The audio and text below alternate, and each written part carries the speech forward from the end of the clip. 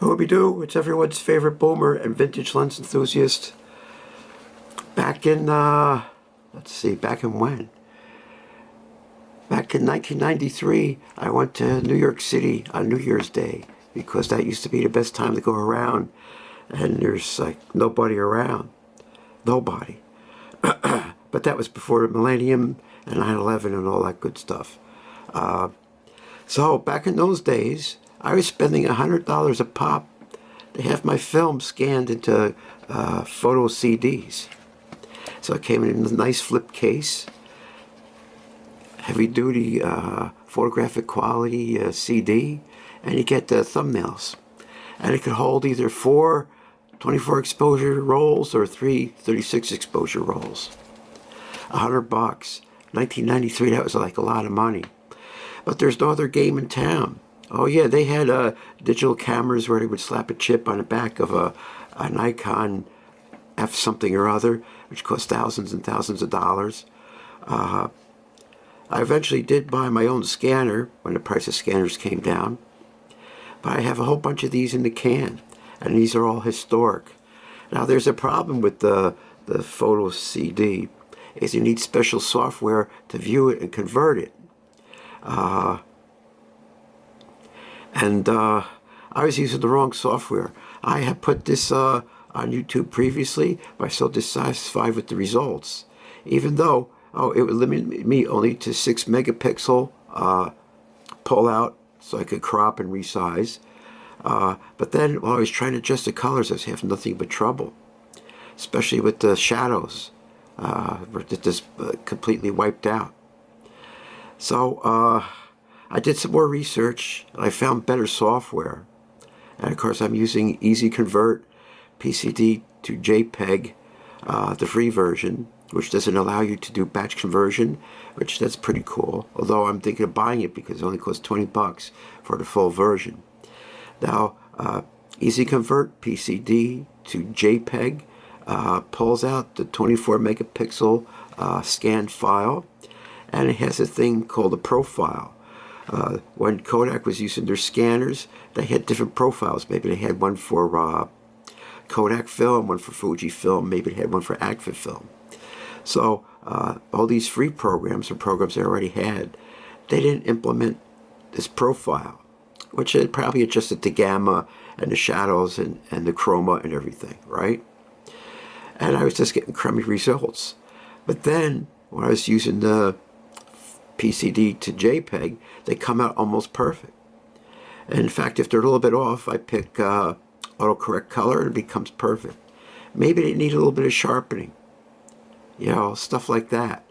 So instead of spending like 15 minutes in each one, I was spending only 2 minutes on each one.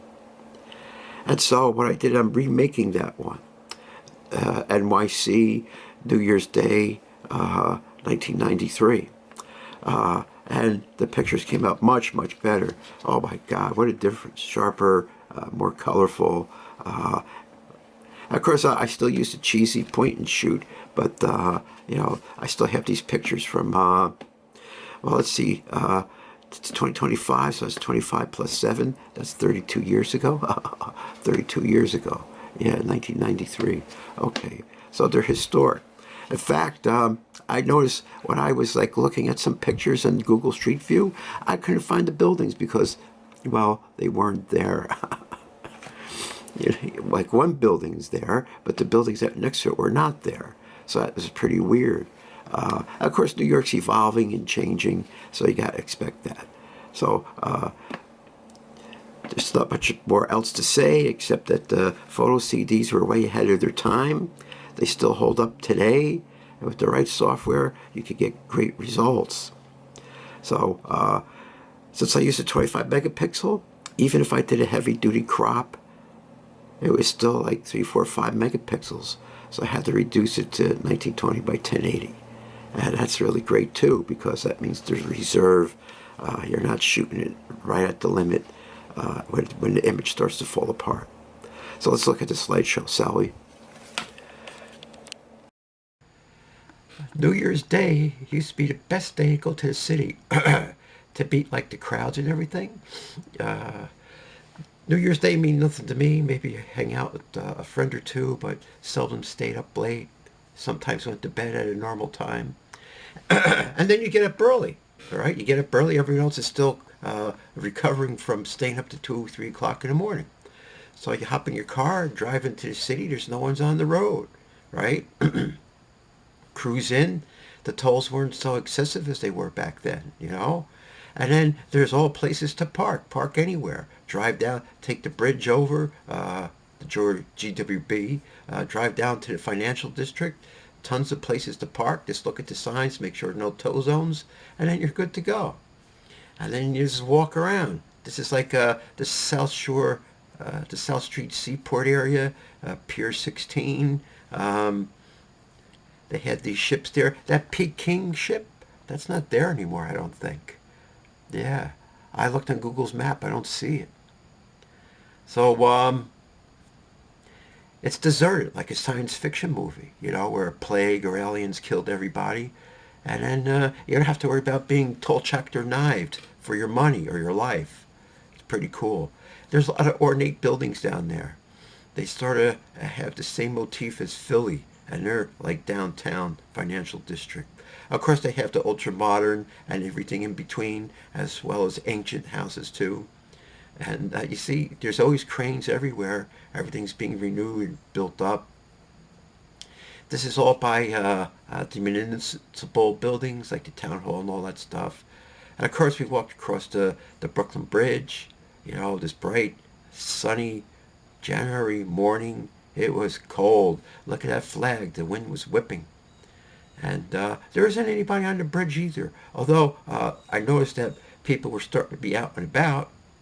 That's for sure. And, you know, when the traffic picks up and you see a lot of people, then it's time to scoot out. You know, because the magic is gone. The magic of, you know, the deserted and desolate city. Yeah, so the Brooklyn Bridge is like, it's a landmark. Was it 1875 or something? Well, look at it says on one of these pillars what year it was made in. So I thought, oh, look, there's the World Trade Center down here. How about that? Yeah, the World Trade Center. A helicopter flew over. So this is like a crop, a heavy duty crop, but it was still like 4 or 5 megapixels. I had to shrink it down. How about that? That's the Bell Labs is now Verizon. The Bell AT&T is now Verizon. Here's like some metal work. Let's check this out in a close-up. Wow, that's 100 years old. You know, all that iron work. Wow, I wonder what you have to replace that. The stonework all looks perfect and good. You could walk up those giant cables. And there, I guess a graffiti artist attacked this side of the pillar for some reason. I can't read half of them. I don't even think they're in some language I recognize. So the Brooklyn Bridge is just a cool place to hang out. And you know, it was good. There are no cyclists. All cyclists are assholes. They want everyone to move out of their way. They deserve, oh, there's the World Trade Center again. They just deserve everything.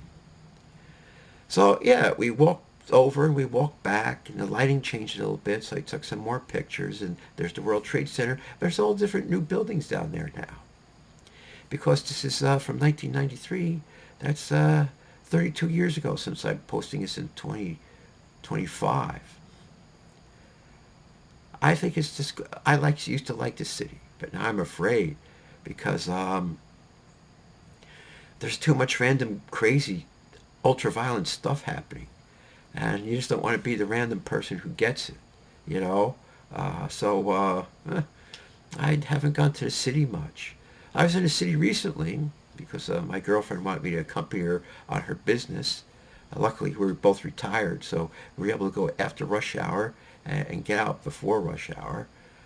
But other than that, the World Trade Center, you know, it was like this thing. You thought it would last there forever, like all those other buildings, and no, something happened to it, and it's not there anymore. And these are unusual pictures of the World Trade Center. The Brooklyn Bridge has all this ornate, like wrought iron lamp posts and stuff like that. It's just a cool place to hang out and look and check out. I guess that used to be a gas lamp, but now it's electric. Yeah, all this stuff. Look how some of it looks corroded. I guess eventually they're going to have to replace it. I guess they keep painting it over, but how much can you keep painting it over? If you stripped it, 1875, that's when it was completed, I guess. So, how long can that steel last? They didn't have stainless steel back in the day. Oh, the guy who built the Brooklyn Bridge, he spent his own money to put extra strands of wire into big cables. That's held the test of time really good. Now I got to remember, I just used a point and shoot with a fixed lens, and whatever film I was picking up the cheapest. You know, you could go to the store and get an 8-pack of film for $9 or something, or $6. Yeah, film was cheap. Developing was like $4 or $5. That's Pace University. That big building on the right, that's a Park Row. It's probably some swank high-rise condos. The Manhattan terminus of the Brooklyn Bridge is all where the municipal buildings are, like the town hall and all that stuff. And is that a golden statue or just a brass statue? Is someone going to go there one day and steal it? They had to brick over the arches on the Brooklyn Bridge because probably homeless people were living in them. Here's a perfect example of the dynamic range you could get out of a photo CD, especially if it has the profile is applied to it. The Ambrose Lighthouse is still there. That Peking, the black boat, I don't think that's there anymore. There's some other ship in the background that's still there. Yeah, I like this tugboat. It's very picturesque, and you can see people are taking pictures down there. Usually it's a mob scene. This is probably a cruise boat, goes around the city or something, but it's all desolate, you know, New Year's Day. I thought it was cool, so, you know, I just took some photos, and gives you the size of the boat. I went there with my buddy. My ex-wife is there too, but I don't think she got any pictures. Now, from this area, I went on top of World Trade Center sometime later, and I shot all the pictures down. That's in a previous video. Oh man, I did, you know, photo CDs, they were costing me $100 a pop. Say you got like 10 or 20 of them, that's a lot of money. But the quality is in the can, you know. Yeah, I brought my own scanner, but you scan your own film is so time consuming. Sometimes you gotta scan them 2 or 3 times to get them just right. So the photo CD took care of all that. It saved me time. This is the Federal Reserve, where they keep all the gold, or quote unquote where they say they keep all the gold. It looks like a big giant fortress with iron bars on the windows and everything. This is one of the doors. Now, if you use some generic program to convert to JPEGs,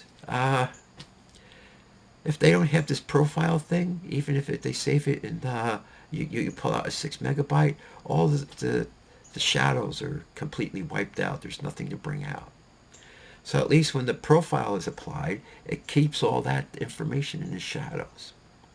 Now there is a better program called a PCD Magic, but they only let you do the 768 by 512 version. This used to be the AT&T Western Union building, and then they moved somewhere else. These plaques, they took the originals out and they're in a museum somewhere, and these are just reproductions. They're the elements. They're not the zodiac. They're the 4 elements. So yeah, we walked all over, like the downtown area, you know, and you get there at 8 o'clock, hang out until like 10-ish or something. Then you get home by lunch, and then you could chill out for the rest of the day. I had to go to work the next day, so I couldn't hang out all day and be completely burnt out. This is a town hall. This is across the street from the town hall. That's not the municipal building. Yeah, that was 10 Chambers Street. Very ornate. Notice that all the globes are busted on those lampposts. Here's a heavy-duty barricade, gate fence. A lot of interesting sculptures on the facade.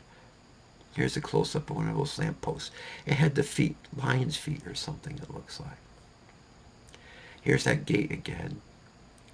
I guess if a crowd is determined, they could crash through, but it looks imposing, doesn't it? So yeah, I can't say go to the city on New Year's Day anymore because I don't know. But the photo CDs, they were the way to go.